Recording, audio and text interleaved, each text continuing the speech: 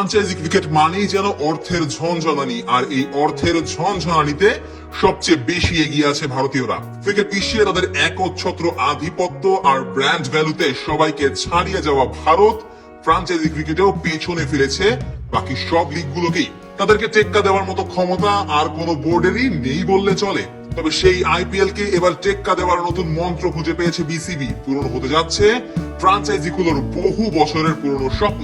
BPL কে আরো বেশি জাঁকজমকপূর্ণ করতে হলে বাড়াতে হবে ভালো মানের ক্রিকেটারের সংখ্যা। বিশ্ব ক্রিকেটের পরিচিত মুখ খেলতে না আসলে দেশের ফ্রাঞ্চাইজি ক্রিকেটের সবচেয়ে বড় এই আসরের কোনো ভ্যালু থাকবে না সাধারণ দর্শকদের কাছে। আর ভালো মানের ক্রিকেটার আনতে হলে তাদেরকে মোটা অঙ্কের বেতন দিতে হবে ফ্রাঞ্চাইজিগুলোর। আর এখানেই আসলে আইপিএল থেকে অনেকটাই পিছিয়ে যায় বিপিএল। কেননা ফ্রাঞ্চাইজিগুলো তাদের অর্থ এমন জায়গায় দিতে চাইবে না যেখান থেকে তাদের নিজেদেরও প্রফিট হয় না। তাই তো কোন রকম গড়পড়তা মানের টিম নিয়েই বিপিএল এ মাঠে নামে তারা। তবে এবার অবশ্য বদলে যেতে পারে সেই মান্দাত্তার আমলের হিসেব নিকেশ। কেননা ক্ষমতা হাতে পেয়েই এবার বিসিবির তীক্ষ্ণ নজর বিপিএল এর দিকে। টুর্নামেন্টের মান আরো বাড়িয়ে তোলার লক্ষ্যে তাই দারুণ এক পন্থা অবলম্বন করতে যাচ্ছে তারা।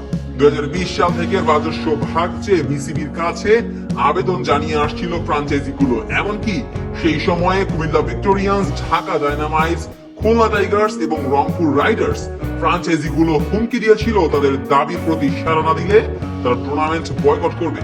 এর প্রেক্ষিতে তৎকালীন বিসিবি সভাপতি নাজমুল হাসান পাপন মিটিং ডাকলেও রাজস্ব ভাগ নিয়ে কোনো ইতিবাচক সিদ্ধান্ত দেননি। ফলে বেক্সিমকো ও জেমকন গ্রুপ বিপিএল থেকে নিজেদের সরিয়ে নেয়। এত কিছুর পরেও নিজেদের অবস্থানে ঠিকই অমর থাকে বিসিবি। তবে সম্প্রতি পুরাতন এই ইস্যুকে নতুন ভাবে নাড়াচাড়া দেয় বিপিএল এর সর্বশেষ আসরের চ্যাম্পিয়ন ফরচুন বরিশাল। বিপিএল এর রাজস্ব শেয়ার করার জন্য বিসিবি সভাপতি ফারুক আহমেদের কাছে আর্জি করেছে দলটি। বিষয়টি গুরুত্ব সহকারে বিবেচনা করে বিসিবি সভাপতি ফারুক আহমেদ এই বিষয়ে ইতিবাচক সিদ্ধান্ত নিয়েছেন। সোমবার বিসিবি বোর্ড সভাপতি এই ব্যাপারে জানান, ফ্রাঞ্চাইজিগুলো দেশের ক্রিকেটে বিনিয়োগ করছে, তাদেরও কিছু লাভের অংশ পাওয়া উচিত। আমি পরিকল্পনা করছি তাদের কিভাবে সুযোগ সুবিধা বাড়ানো যায়। ফ্রাঞ্চাইজিদের প্রতি সম্মান জানাতে এবং তাদের সঙ্গে কাজের সম্পর্ক উন্নত করতে বিসিবি এবার স্বচ্ছতার উপর জোর দিচ্ছে। বিপিএল থেকে অর্জিত রাজস্ব যেমন টিভি সম্প্রচার, টিকিট বিক্রি এবং স্টেডিয়াম সম্পর্কিত আয় থেকে অর্জিত অর্থ সঠিকভাবে ভাগাভাগি করা হবে বলে আশ্বাস দিয়েছেন বিসিবির নতুন নেতৃত্ব। অতীতে টিকিট বিক্রি থেকে শুরু করে বিভিন্ন ক্ষেত্রে দুর্নীতির অভিযোগ উঠেছিল, যার ফলে বিপিএল রাজস্ব নিয়ে অসন্তোষ বাড়ছিল। তবে বর্তমান বিসিবি প্রশাসন এসব অনিয়ম দূর করতে পদক্ষেপ নিতে পুরোপুরি প্রস্তুত।